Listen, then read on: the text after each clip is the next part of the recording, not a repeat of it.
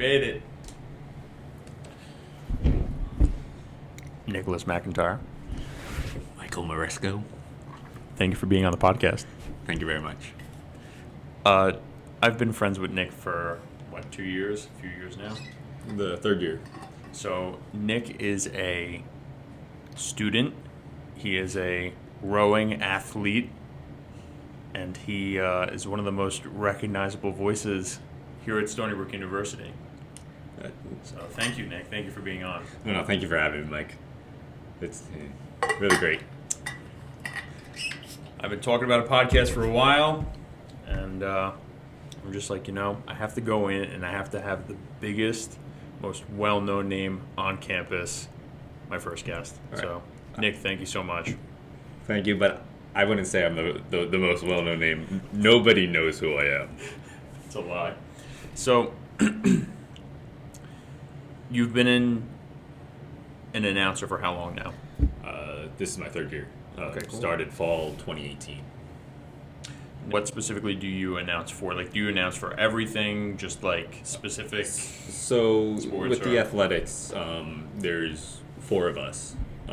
I am the main announcer for volleyball and swimming and diving and softball, but I'm the backup for women's basketball, lacrosse, baseball, almost every sport that they have. Even when I first met you, I was working, I was on duty, I'm pretty sure, and you came in the office maybe with Eric, and you kind of just, hello, like, nice to meet you. And I was like, oh my God, look, like, listen to this kid's voice. It's like, wow, damn. And I remember asking you, I was like, you have like a really great voice. And you're like, oh, like, thank you. Like, I announce. And I was like, that makes sense. Of course he does. Most people when they hear my voice, they're surprised by it because they're not expecting me to have this voice. And then when I say, yeah, I'm an announcer, or yeah, I do journalism reporting or whatever, and they're like, yeah, that makes sense. So I guess I have the voice for my interests. So what made you want to go into announcing games? Like, did you always just like sports? Like, did you always want to announce? Did you know, like, your voice, like, was just different than everyone else's? So in middle school, my voice cracked. I was a high squeaker.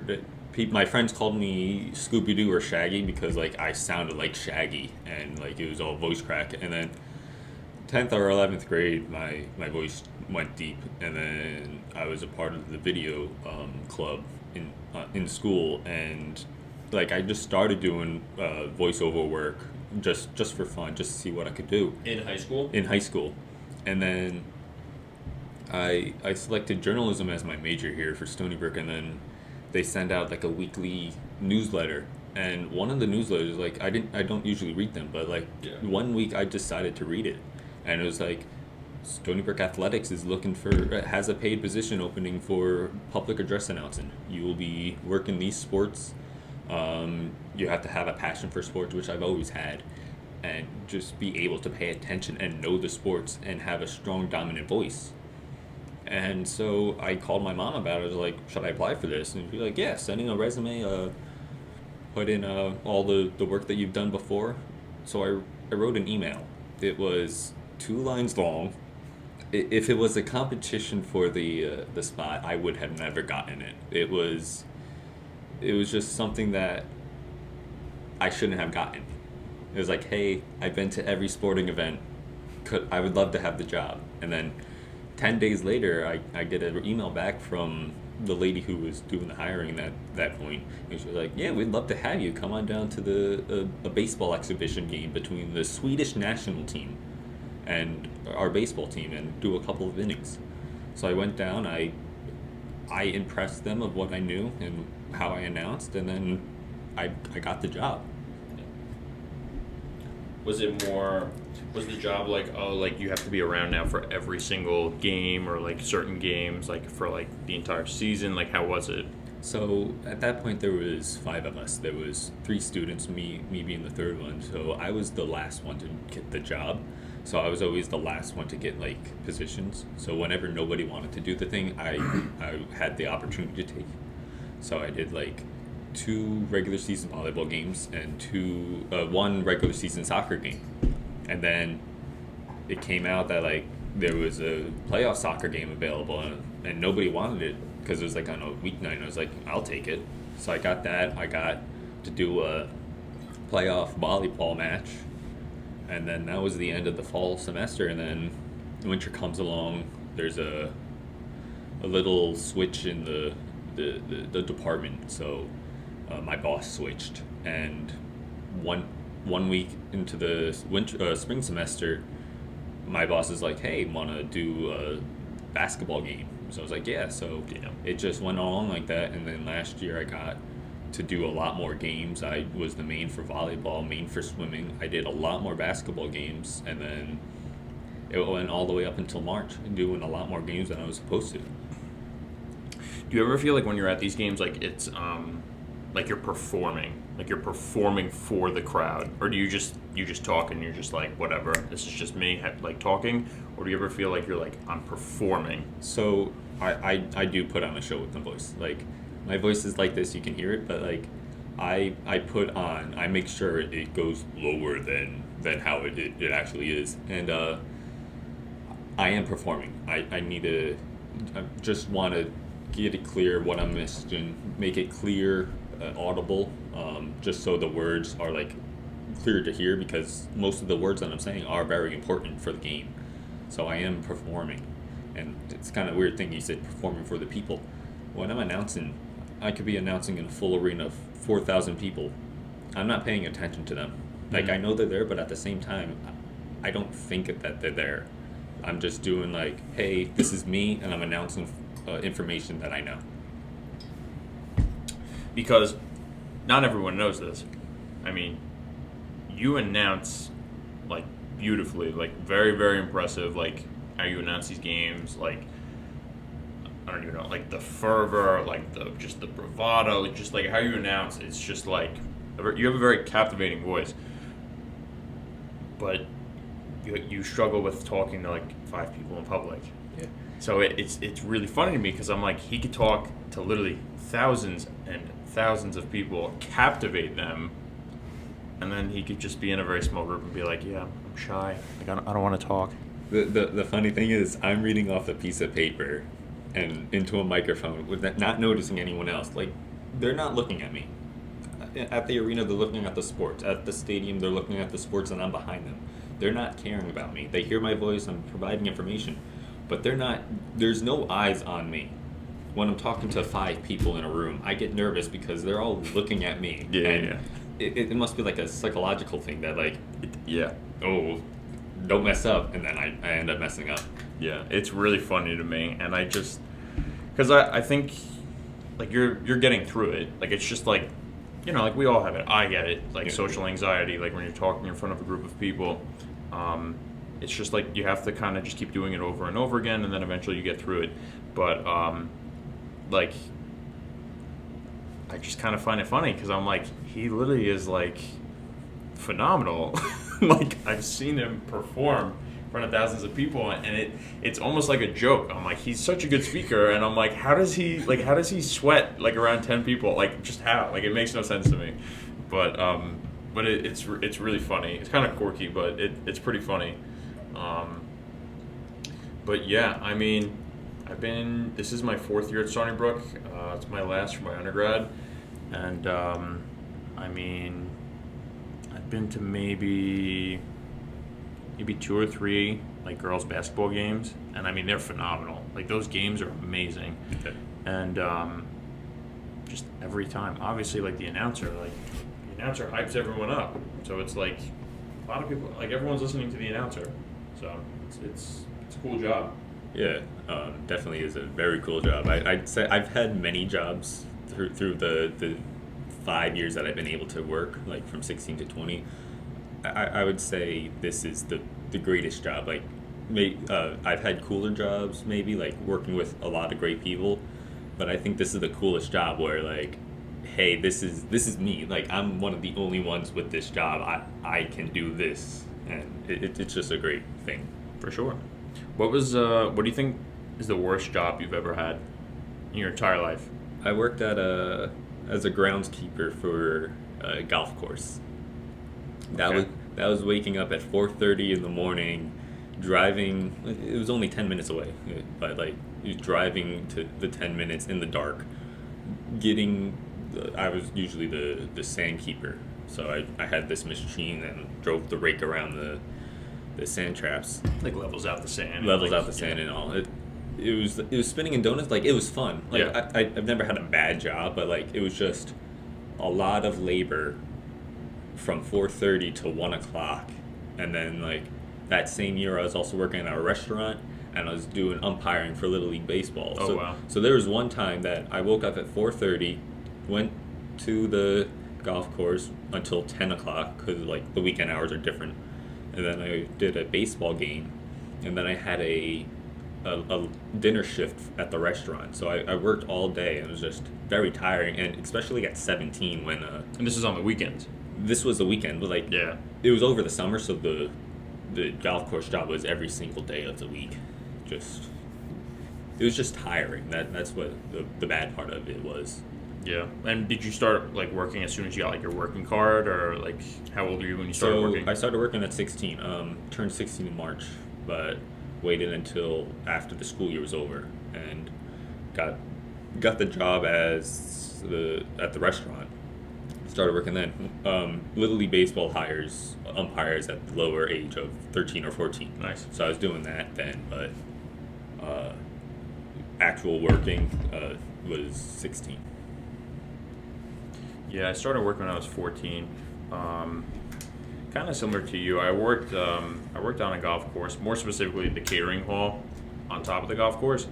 And like, damn, like my weekends, I didn't have weekends. No. Like when I was from probably 14 to 16, just solidly working, like working as soon as like I'd be done with school, like I'd have a shift a few hours later, like, and I'd work a wedding at night, and then like Saturday would be another wedding, Sunday same thing, and like that would be every weekend. And then when I hit about maybe 17, I was doing that, but then like I became like a bar back, and then like on top of that I started working during the week, and like once I got my license and like permit, like whatever, once I got my license when I turned 17, I was able to work as a delivery driver for a pharmacy. And so like during the week, like I'd work, I don't know, maybe 3, maybe 4 hours, like a few days a week. And then like on the weekend, I would just work like 8-10 hours like each day. And it was a lot for young kids and stuff, like going into work and like never working those long hours. Like, it's a big undertaking, but like at the end of the week, you get your paychecks and you're like, it's nice getting 2 paychecks, and then like you start saving up money and you get to buy what you want, and then Yeah, looking back at it, like I kind of wish like I didn't miss a family barbecue here or there, or like I wish maybe like one day I had off or whatever, but like I made a lot of money, Yeah. and all that money helped me pay for college, and for sure. I regret not taking more jobs, like taking more shifts. So Yeah. it's a thing that a lot of kids our age or a little younger like think, hey, I don't need this job or whatever, but like you should take it. Like you have the ability to do it, just to pick up experience, pick up money. It's all beneficial in the end. Yeah, and I was really lucky in that when I worked at this catering hall, my boss, he had really liked me, so he gave me a lot of leeway with things, as in like, so when I started there, I was the only busboy that worked there, and I worked like my butt off when I was there. Like I would be doing double shifts on the weekends. Like I literally like gave them my life like on the weekends, because I just knew I wanted to make money. I knew I wanted to make as much as I can, buy the clothes that I want to buy, be able to go to the gym, like just have money, like just be like independent. Always from a young age, I always wanted to be very independent. Me and my brother and my sister were always like that. Yeah. And like I just worked and worked and worked, and then after a while my boss was like, you're a really hardworking guy. Why don't you get some of your friends to come in? And I was like, well, yeah, I mean, I probably like could find like a few friends. And he was like, And you know what you could do? You could do the scheduling for them, and you could kind of manage them, and you could train them, and you could kind of be like the busboy manager.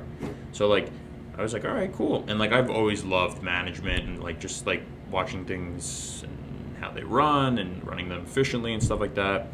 And like within a year, I had hired like 8 or 9 of like my good friends, and then including my sister. And I literally was like the head busboy, and I had all my friends working underneath me, and like it was really really funny. And like people were just, because I've always looked a lot older for my age, and people would be like, "How old are you again?" And I'd be like, "Oh, like I'm 15," or "Oh, I'm 16." They'd be like, "You manage all these people?" I'm like, "Yeah," and like I would direct them, tell them what to do, and train them, and then they promoted me to a waiter, and then like after that, like they promoted me to like the bar back, and like then I was like exclusively working with like the bartenders, and then they would tip me out, like they give me good tips, and I learned the industry pretty well, and at like the ground level. Yeah. And it was really really cool. I got to work some cool events. I got to work like the U.S. Open, which was every like I don't know 3 or 4 years. Got to work a lot of cool events, meet celebrities, do a lot of golf outings, Joe Namath golf outings. Tiger Woods would be there. Just a ton of golfers would be there throughout the year and stuff, and it was really cool. And that was probably one of the best experiences of my life, because not only did I love making money, I actually hated working there. I just loved making money. So I kind of just kept going with it. I knew it was like consistent money, but it showed me a lot about like what I want for myself, like educational wise. And I mean, throughout middle school and high school, like I had saved a nice chunk of money, and like ultimately that money gave me the opportunity to like come and live away at school, and like pay for like the commuter school that I went to, SUNY Farmingdale, for my freshman year. I went there, and I got to pay for my full year there, which wasn't too much, and just working throughout the school year and stuff like that, always from like 14 up until like now, literally, just saving up money. And it's really good. It's really good conditioning for the real world, and just having a little bit more independence than like other people. I think that's what people should realize. If you were able to pay for school, like a public school, like we go to a public school, it's a great school though, like great education, it's a great research school. You should choose that option instead of spending thousands of dollars or having to take out thousands of dollars of loans. Because 100%. if you were able to pay for in-state tuition just to go to this school, like the schools are pretty much the same level on like Ivy League level maybe, but like you're still getting a really good education, but at a very lower price. And I think people should realize that more than like name brand schools. Yeah, everyone wants to go to I don't know, Georgetown and Yale and Cornell and Columbia. Everyone wants to do these things, and I mean, if you're able to afford it and go there, that's amazing. But if you're taking out loans, it's like, do you really need to take out that much money? Probably not. Like, for example, I decided to go to SUNY Farmingdale my first year out of high school because I didn't fully understand like the situation like I was in for college, and a lot of things that happened like when my parents got divorced, and one of the things that was hit were like the college accounts. So it's like, whatever. It's in the past, it's in the past. That's all good. So I was kind of I didn't really fully understand the whole situation. So it's like I didn't have college paid for. Like it wasn't like I was just like, all right, my parents were like, all right, Michael, like here's a college account for you. We'll take out whatever loans you need. You could go to any school you want to, blah, blah, blah. Like it was not like that. It was literally like, this is what it is.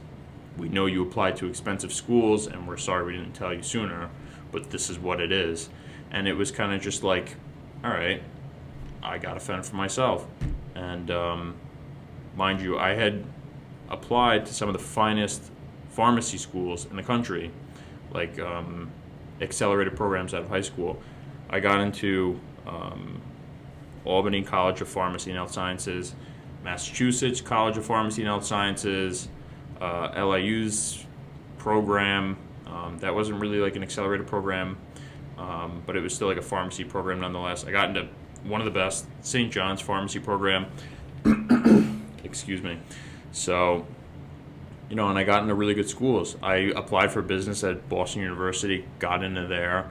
I applied to, what else? I applied here. I applied to Stony Brook. And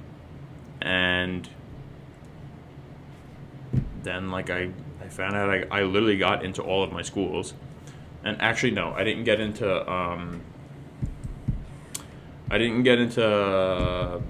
Albany College of Pharmacy and Health Sciences. That was the only school I didn't get into, but I got into every other school. And then, once I fully understood what, the situation was financially, I was like, you know what? I'll go to SUNY Farmingdale. It's a SUNY.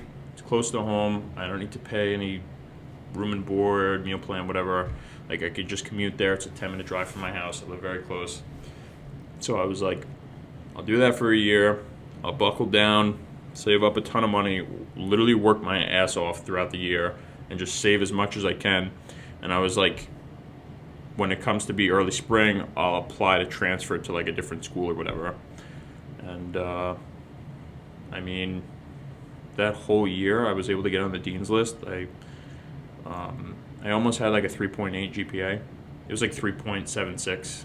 I was on the dean's list, and that year I was able to save up about $11,000. That was working 3 different jobs. I'd work with a contractor occasionally on the weekends. I'd work at the pharmacy, and I'd work at the catering hall, and I was just literally grinding away, saving as much as I could. And once I found out I got into Stony Brook, I was like, because I already knew what the room and board costs were, so I was like, well, I have about 1 year's worth of room and board, so I'm going to go there for a year and live there and just get that experience for a year. Even though it's not 4 years, I'll get that experience for a year at least, and just live it up type of thing. And then I was doing a lot of stuff on campus, got involved with a lot of groups, organizations, research, and all that stuff. Obviously, I got involved with campus residences, and then I met a ton of great people that were like, you should be an RA, I'd love you to work for me. And I met a lot of directors on campus that were really hyping me up to do it. And I was like, I don't know, I'm not an op, I don't want to be the bad guy, blah blah blah. And they're like, you're not the bad guy, you should just do it, blah blah blah. And then I applied and I got it, and I was like, all right, well, I love helping people, and I was like, now I don't need to pay for room and board, so I'm like, all right, I guess this is, if the trade-off is to be around for people, be there for people, it's 100%. I would totally do it. Being an RA has been phenomenal. I'm going on my 3rd year, my last year being an RA. It's been the best thing I could have done in my undergrad, being an RA. Love it. Yeah, the way I got into Stony Brook is a little different than yours, but during the college church, which was in junior year of high school, my parents were clear, we will help you, but at the same time, you will be paying for college. So, I only applied to 6 schools. I only looked at 6 schools. Lehigh, Lafayette, Binghamton, Stony Brook, Hofstra, and Hartford. I toured all campuses. I liked some of the campuses. I didn't like some of the other ones. I applied to all the schools under civil engineering. I thought that's what I wanted to be. I was dedicated to the craft. I loved building stuff. I was in drama club, and I built stuff all the time, built sets, and I was always proud of it. And then when it came to being accepted or not, I didn't get into Lehigh, Lafayette, or Binghamton because of my math. My math wasn't the greatest. It was an 89 or 90, but they're the math is a hard part. Then I got into Hofstra and Hartford with they were giving me presidential scholarships, so I gave up $96,000 for 4 years to go to both of those schools. And then Stony Brook was you can get in, you can use the engineering program, but your math isn't the greatest. It might be a struggle. You might want to reconsider. And at the time, it was senior year. I was doing the news show, and I loved reading off the teleprompter. I loved delivering the news to everyone. So I was like, I'm gonna become a journalism student instead. So did that. I got went to the accepted students event that they had here, and I was like, I like this place, and I do not regret for one day ever being here, not taking Hofstra or Hartford's offer, because like I would still have to pay like half the tuition, but like I met great friends here. My best friend lives here. I found a sport that I never thought I'd love, rowing. It's a hard sport, but at the same time, it's such a great sport. The team atmosphere on the team is something I've never had in high school sports. The bonding that I've had with everyone, even you, Mike, like I don't regret one day not coming here. And then last year, there were a couple of my friends saying, "Hey, you should just apply to be an RA because you have the demeanor to." Was I one of them? I think you were. Yeah, you, Eric, and maybe a couple other on the crew team was like, you should be a RA. And I was like, all right, I'll apply. I'll see how that goes, and then ended up being an RA. And so far, I love it. Like, you have to put in the effort and the work, but like at the same time, you have to put in the effort and the work for everything that you do, or you should put in the effort and the work. Yeah, for sure. I mean, I do think to be an RA, it's kind of like it has to be a lot of what's already a part of your personality. Not everyone could be an RA, because if everyone could do it, everyone would do it. But I strongly believe that you need to be on all the time. You need to be that type of person all the time. You can't just flip it on and off. You're always that person, meaning like you always want to help people. You always want to be a leader in your community. You always want to steer people in the right direction.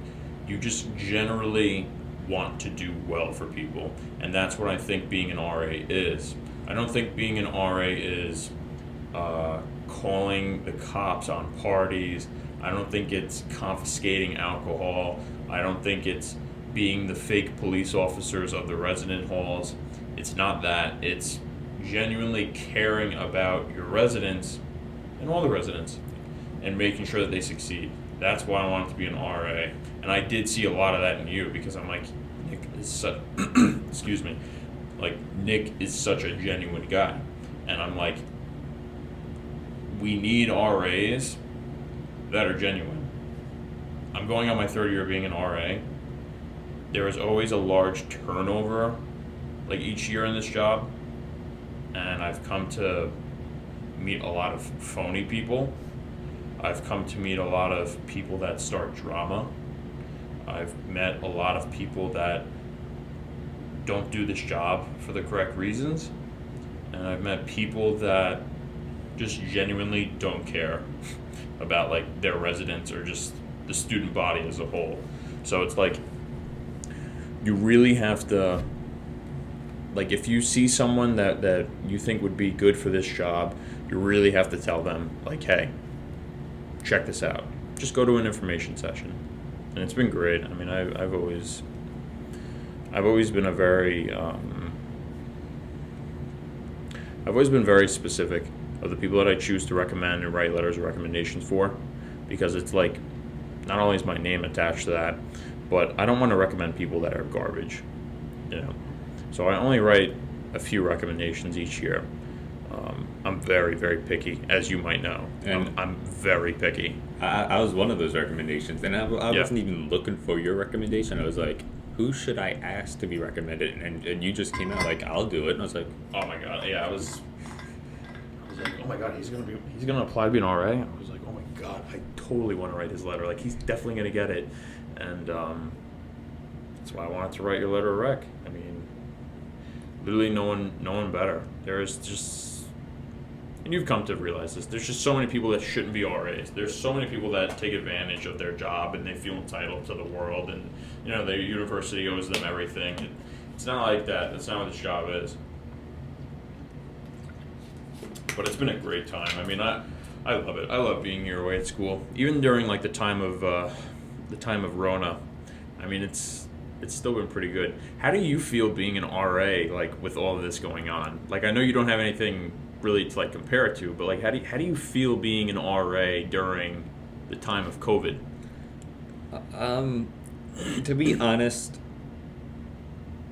the school has given out guidelines and all, and like there are some different things that like you have to abide by that are different from last year, but like I'm new to this job, so I don't know those differences as much as you would. So I'm coming into the RA position as a newbie, like, oh, I don't know anything, and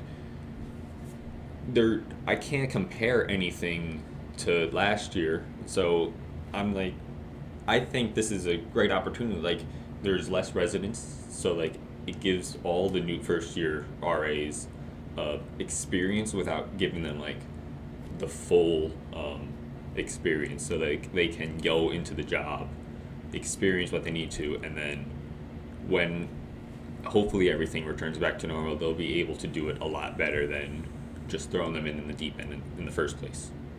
For sure, yeah. I feel like this semester, I mean, hopefully next semester is normal.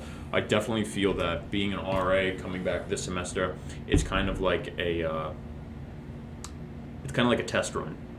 A test run. Like, if you've never been an RA, if this is your first semester as an RA, this is like a test run of what it would be. It's like, this is like a beginner's version of being an RA. RA 101. Yeah, like it's very, very light. Like, I mean, how many residents do you have? I have 3 across the hall and 1 suite lane. Okay, so you technically have 4 residents, right? Okay, usually you'd have anywhere probably higher than 35. I'm gonna go with 40. Be generous, maybe even more. I've in general always had at least 43, 44, maybe even 45 residents. So it's like, you gotta know their names. You have to know what they look like. When you're on campus working out in the gym and they come up to you and they say, "Hey Mike, what's up?" You gotta say, "Hey Nick, how you doing?" You have to know who they are, because if you don't know who your residents are, A, it's a slap to the face to them. B, it's like you don't know who you're managing. And it's like C, it's like you don't even know them. So it's like, I mean, you're not doing your job correctly. Yeah, so it's like you want to know what's going on with people. Like, you want to know if they're homesick. You want to know if they're depressed. You want to know if they're going to class. You want to know if they're doing, you know what I mean? Like, you kind of just want to like get a feel for them. You're not their parent, but you kind of want to just be like, "Hey, if you ever need anything, let me know. If I can't give it to you, I'll refer you to the right person. That's it. Like, I just want you to do great. Like, I want you to be great." And then that's it. And this semester, instead of having 40 people to do that for, you're doing it for 4 people. So it's like you're literally doing a tenth of like the amount of work that you would normally be doing during a regular semester. And it's very, it must feel very nice to just like kind of get eased into it a little bit. I mean, I have 11 residents. It feels like nothing. Like, I'm very friendly with all of them. I mean, I literally have them in the group chat. Like, and it's easy to control in the group chat. Like, you know who every single one of them is. Yeah, if one of them has their music up too loud, you just DM them, you at them in the group chat, and you say, "Hey, like, lower your music." That's it, and the problem goes away. It's not like you have to manage all these people. It's a good semester to start off to being an RA. I really do hope next semester it's like normal. It's very weird walking outside and you see everyone wearing a mask. It's very, very weird. It's very weird going to the dining halls, seeing the dining halls. Like, there's no tables. Like, there's some tables, but like they encourage you to eat somewhere else. It's weird to go to class. Like, I only have 1 class right now, but like we use computers. We have to put on gloves in order to touch any technology. We were given our own computer mouse to use. There's only one way we can enter the classroom, and we have to go the other way to another exit just to exit. The flow of traffic is one way. Seeing the library, like, usually the library's full. Like, there's not many people there. I went to the SAC for lunch on Wednesday at 1.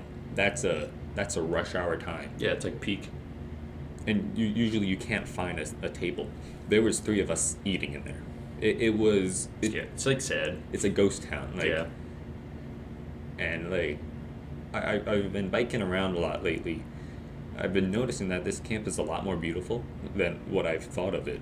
And there was one night that I was riding the bike and I was passing the football stand. It was like, this is beautiful. This is a beautiful night for football. Too bad we can't have a football game this year. It's just, it's crazy how, and I want to go back to March. I was announcing a baseball game, and 2 days later, or 3 days later, they tell us, hey, no more school, no more online, in-person school, and then after we all go home, they're like, all right, come back and pick up your stuff. We're like, oh, okay. Yeah, I can't imagine that for you. I mean, because you were in it. Like, you were just rolling with the semester, doing your games, doing your announcing. That was it. Like, it was just what it was. I was in peak physical condition through rowing. We were getting ready to go on spring break. Like, they announced it, I think, on a Thursday. We were supposed to leave on the Saturday. We were getting ready to go. And then, like, I was doing really well in my classes. I was looking forward to a couple of the projects that were coming up. And then, like, I was out of the loop. Nobody was telling me anything. I know there were rumors going around through, like, different departments. I know the RAs were told something beforehand, but, like, I wasn't told anything. And the thing with me, like, I don't trust rumors, and hearing all these rumors, like, just made me really anxious. Like, I don't get anxiety attacks. I don't usually get stressed out, but that week was my most stressed week ever. And, like, it was just really bad. Yeah, I mean, there were a lot of people just like you that were, very, very stressed out, and that, it's like one day they're here just chilling out, and then the next day they're forced to go home and they have to go back to their family. Maybe they don't have a good relationship with their family. Maybe they can't focus on their classes with their family around. Maybe people don't even have homes to go back to. So it's like your world changed. It literally changed overnight. Like, Yeah. it just changed. And, that's a lot to swallow for a lot of people. I'm going to be honest. That was the least stressful week of my life. Meaning, I'm very on top of watching, like, world news and, like, health and all that type of stuff. And I had kind of seen it coming. I was figuring at some point that since, like, the cases were rising, specifically in New York, I mean, it was growing all over the country. But when they started announcing more and more in New York that the cases were going up, I was like, all right, they're going to do something with the schools. There's just a matter of time before they either close them down, lock them down, do something with the schools. And I mean, we were on spring break, and then we got an extra week of spring break, and I was like, that's probably not a good sign. And I had been here most of spring break because I was working in an office on campus, and one day, pretty sure we got the email the same time everyone else got the email. And I remember looking at my email and I was like, oh boy, there are going to be so many people coming back here over this next week to get all their stuff to leave. There's going to be people shipping stuff. There's going to be people loading up bins in the hallways. I'm like, you're going to have all these people coming back from spring break, people that were partying in Florida, people that were partying in North Carolina, people that were partying all over the country, going back to wherever they live, all over the world, going everywhere. And they're going to come back, and then they're going to leave again. I'm like, oh my God, it's going to get even worse. Like, just so much was going on. And I didn't mind, like I said, because I was working in an office that was closed to the public. I was just there to pick up the phone. So I had no interaction really with people coming in and out of the office. Like, very, very clean, sterile office. And then on top of that, I live very close by. God forbid something were to happen, I have my own car. I could just drive home. That's the end of it. But I was like, you know what? I'll stay here. I live so close.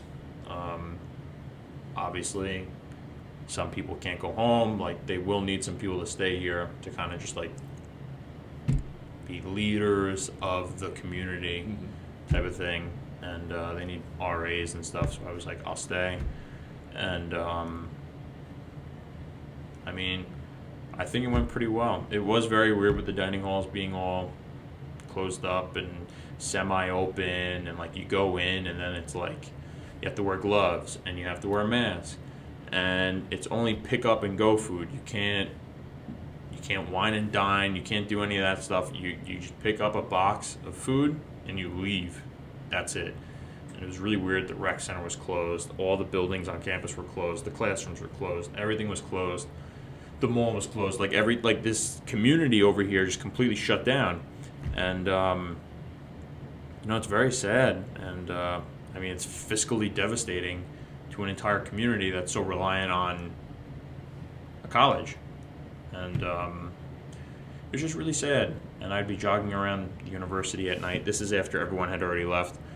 And, all the buildings that are just completely pitch dark.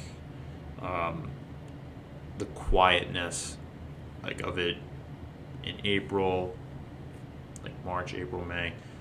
Those are times when everyone's coming out. Everyone's walking around. Everyone's sneaking to frat parties.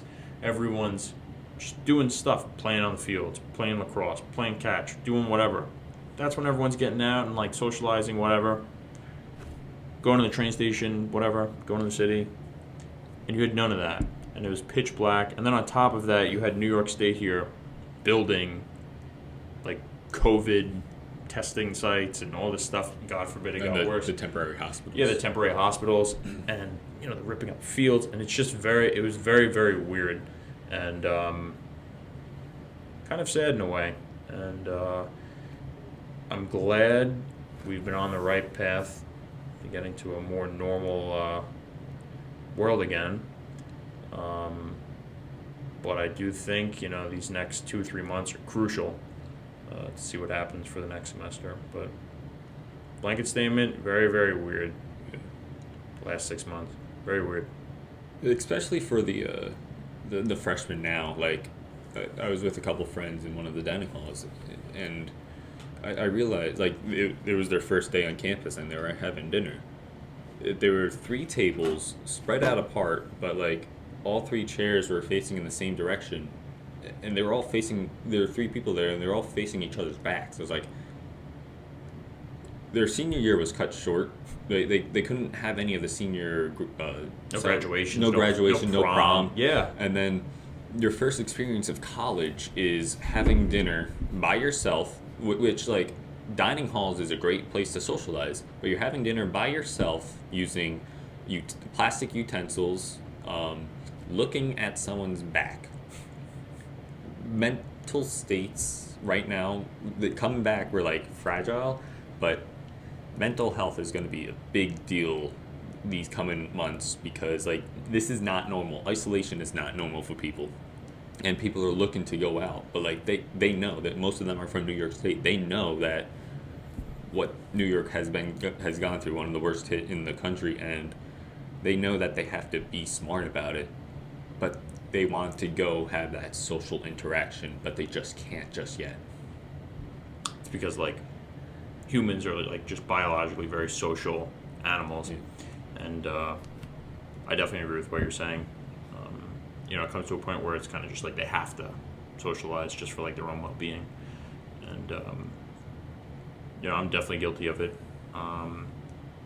Last semester, well, a little prior to the beginning of last semester, towards the end of last year, I had gotten out of a long relationship. And that was a time in my life where I didn't really have much self-worth, though I may have seemed like it to many other people. Just for my own well-being, I didn't really understand my self-worth and like what I wanted from my life and like my potential and just what I expect of myself. And when I had gotten out of that relationship, I felt like I had a new life. Like it was an amazing feeling, and almost like like I felt liberated, and not as in like I was gonna go out, do drugs and like get drunk every weekend. Not like that, because I'm so not that person. I don't drink alcohol. I've never tried drugs. Like, I'm just not that type of guy. I'd rather make money. And I was like, you know what? I'm going to start going out. I'm a terrible dancer. I'm Italian and Puerto Rican. There's rhythm in my blood somewhere, but I'm a terribly, terribly shy dancer. So I was like, you know what? I'm going to do something that I'm afraid of. I'm going to go to clubs. I'm going to go with some friends, and I'm just going to learn how to dance. It's going to be ugly. Ugly. I don't know how to dance. I don't know how to dance, but I was like, it's just something I want to do for myself. I'm getting great grades. I'm doing a lot for my future, my resume. Everything is going perfect. I literally have retirement going, like nothing, there's nothing else I could be doing right now.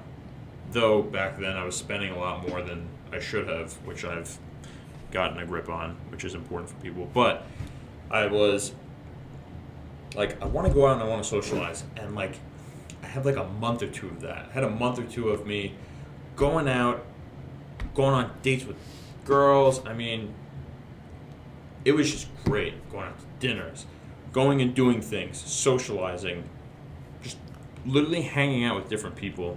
It was amazing. I loved it so much. And I'm like, this is really what life is about. It's going out, enjoying yourself, having fun, being respectful, being responsible, doing what you got to do during the week, and just having fun. And that's just how life should be. Like life could be so great. And then this happened, and then it kind of slowed all that down a lot. And there's a lot of hanging out at my house and hanging out here, and then you're not really supposed to have people over. And then like I'd be talking to a girl, and I'd be like, why do you want to hang out? And then she'd be like, well, we can't. And I'm like, well, we can. And then she'd be like, well, what do you want to do? And I'm like, do you want to go get food? Do you want to go do something? Like, clearly, like, mind you, I'm someone that does research, one of the finest cardiologists in the country, completely not registering. Like, there's a full-blown health pandemic going on. So I'm like, because I really want to hang out there. So I'm like, where do you want to go? Like, what do you want to eat? Like, what are we doing? Type of thing. Like, giving her all the options, whatever. Being super ridiculous. And she'd be like, my parents both have diabetes. Like, I really shouldn't be going out. And then, like, just after a while it clicked. I'm like, you know what? Calm down. Yeah. Like, just calm down. You'll get through it. I know it's driving you crazy. You want to socialize. You want to hang out. But just hang in there. And you'll be fine. And then, the numbers started getting better. And, started socializing with more people, started going out a little bit. You have to wear masks and stuff like that, but it all had a way of working itself out. And it's tough for people. And then on top of that, I was able to continue to work out because I was able to build myself a gym at home, build a squat rack, bench press. Your at-home gym. Everything, lat pull downs, cables, pulleys, literally everything you can think about. I built that at my house. So I was still getting my stress out through working out because I have to do it every day. I'm very, very, very obsessed with working out. So I have to do it every day to get out a lot of anger and frustration and to just get my mind right for the day. So I was able to stay on top of myself with that. And obviously schoolwork was going great. I was in some hard classes, but I got straight A's last semester. And health and fitness was good. School was good. Wasn't really working, so that kind of sucked. But just generally everything was going good. And then, like I was saying, when the COVID numbers were getting better, I was hanging out with more girls and just figuring out more of who I am. And I've no complaints. It's been a tough time, but I think COVID has been one of the greatest things that's ever happened to our generation of people. It's really made them take a step back and think about what they want for their life, what they stand up for in their life. Like it's been a ride, but I think it's been definitely an eye-opener for many different things. Yeah. it's still going on. So, you have to wait and see what happens next. But definitely the mental health aspect of this, there's going to be a big need. There is a big need for people, mental health, psychologists and psychiatrists and social workers. It's a big, there's a big need right now. Yeah. But because I even knew people would reach out to me. It's funny. Everyone went back for the semester, but even residents of mine would still reach back out to me during the semester and be like, "Hey, how I'm going through something. How do you think I should handle this, or what should I do about this, or blah blah blah." And I'd just be like, "You need to find someone that you can talk to, and you just need to not bottle things up." You're being on all the time, you're being the RA or the leader all the time, Yeah. like you're supposed to. Yeah, and it's just I don't. I know I was saying that before, but to me, I don't even think of it. That's just who I am as a person. I'm always like that. So to me, it's not like I'm being on or off or whatever. It's just who I am. So I was kind of just just what it is. I know a lot of people that don't talk to people and they self-destruct. I've seen it. I've lived with it. And the best thing you could do, just go talk to someone. You don't have to talk to someone forever, but if you're going through something, or you want to learn how to handle something, or to cope with something, or just anything at all. Just get something off your chest. Exactly. Just go talk to someone. It's all confidentiality. Nothing gets shared with anyone else. It's just what it is. It's better to talk to someone rather than to keep it bottled up. People think it's a sign of weakness. It's the complete opposite. Those people don't know what they're talking about. They're clueless. They're idiots. Yeah. But because even when my parents got divorced, pretty sure it was a part of their divorce settlement or whatever. Me and my siblings have to go and see a social worker once a week for however many years. It's controversial in my family, but I think it turned out pretty good. Helping me learn with different people and how different types of people act and coping and stuff like that. It's very beneficial if you know how to keep your shit together, and just focus on what you have to do, and that's it. So I definitely think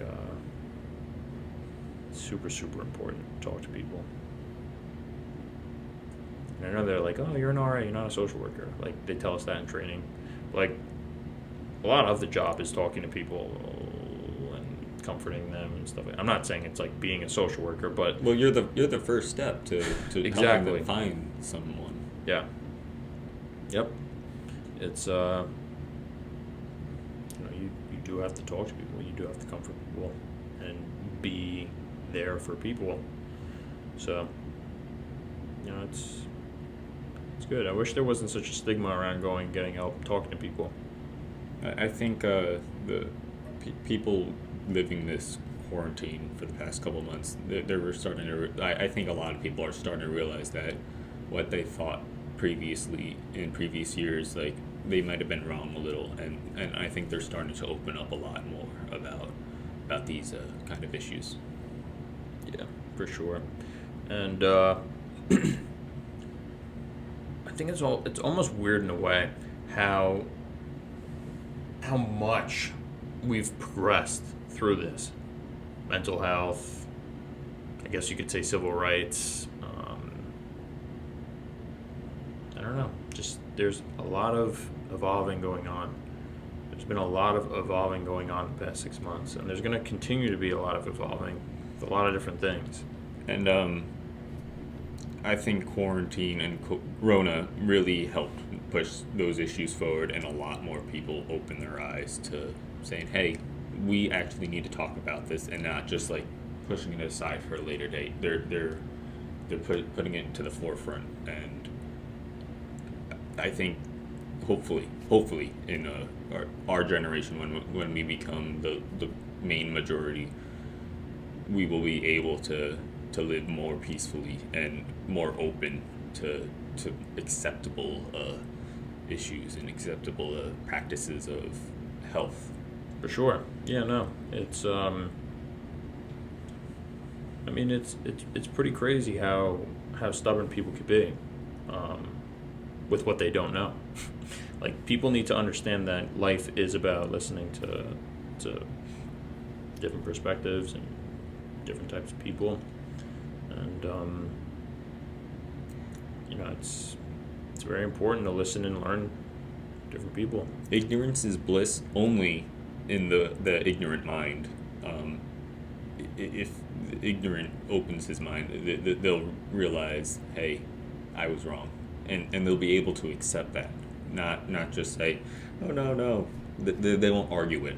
They'll be able to accept it if they just step out of their mind, their little space for a second, just to see what is actually going on in the world.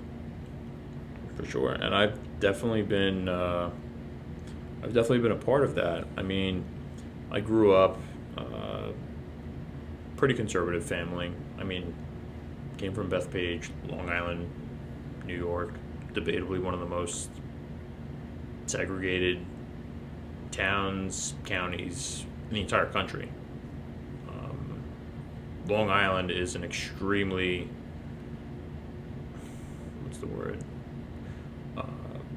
in the eyes of comparing it to the rest of the country, Long Island's a very prominent place, I guess, to grow up. A very segregated place to grow up. So it's like we're raised here, and we're taught to think a certain way, and to act a certain way, and to shun certain other ways, and to just completely not accept other types of people. During this whole thing, it's really made me think a lot about a lot of different groups of people that aren't treated correctly. It's made me appreciate different people more, and it's been a good time. We, as in people that grow up in very sheltered areas, we don't like to agree that these types of problems exist. And I mean, this whole COVID thing and all these different movements and protests, blah blah blah. They definitely opened the door to many more conversations I never think I would have, and it's just been a